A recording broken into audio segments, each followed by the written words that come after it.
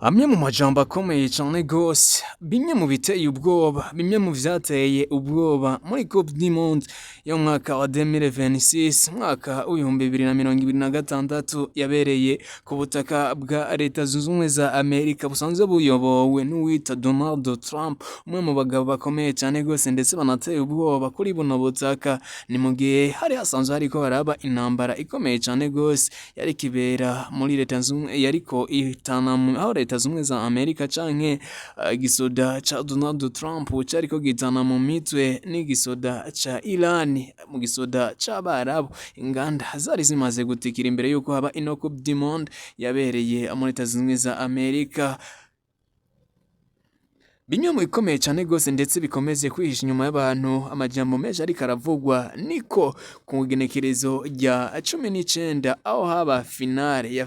ya Coupe du Monde aho yahuza umugwi wa Espagne kuva ku mugabane wa Burayi ndetse n'umugwi wa Argentine kuva ku mugabane wa Amerika. Bona yuko igikombe vyarangiye kigiye kuba gitahana umugwi kuva ku mugabane wa Burayi ariwo Espagne usanzwe ukinamwo Baramene Yamal n'abandi benshi bagiye batandukanye, ariko kandi biza kurangira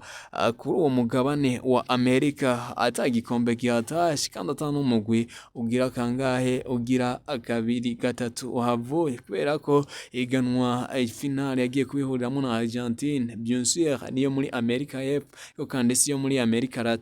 ya ruguru isanzwe horikiyemwo no mugabo Donald Trump, mu gihe imigwi yiwe yoyo ku butaka bwa Amerika ya ruguru yari yavuyemwo kuva kera cane gose, yari yamaze kuba inasohoka, bivuze ngo ntiyarose amahirwe yo kuzakina na za quart de finale canke za demi finale. Umugwi wa Canada waravuyemwo bien avant, umugwi wa Etats-Unis wavuyemwo hakiri mapema sana. Twagiye kuba tubona ari imigwi igiye itandukanye nka za Brazil yavuyemwo bitangaje mu majonjora ya mbere, ariko kandi tuza kubona umugwi wagumye nko wisununiye wifashe neza cane gose shika muri finale, umugwi wa Argentine mu migwi iri ku mugabane wo ku butaka bwa Amerika. Umugwi nka Espagne rero niwo washoboye kubutahukana igikombe c'isi yose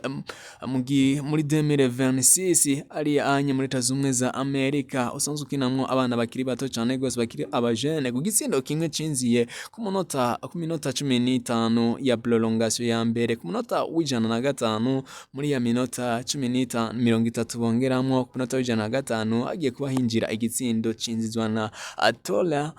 Torres canke Torres. Bona yuko nibashoboye kuba yinjiza igikombe igitsindo kimwe bararakuye umugwi wa Espagne mu minota ya nyuma, kubera ko benshi bari batanguye kubavuga bati niyo baronka chance mbi bakinjira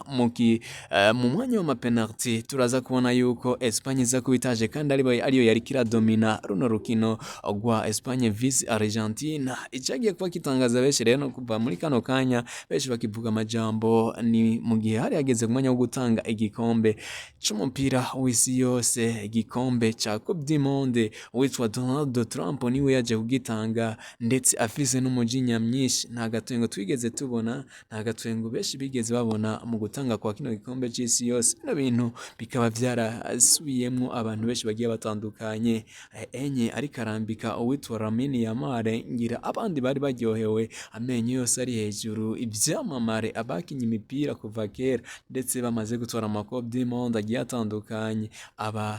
kwita aba legend muri kariyere yabo ya football bari bahari, ba Donald Trump bari bahari, bitwa ba bande benshi bagiye batandukanye, ba Ronaldinho niho bari ba ivyamamare vyinshi bigiye bitandukanye niho vyari biri mw'ico kibanza. Abakinyi b'amasinema bakomeye cane gose kuva ku butaka bwa Amerika niho bari baje gushigikira ugutanga kw'ico gikombe.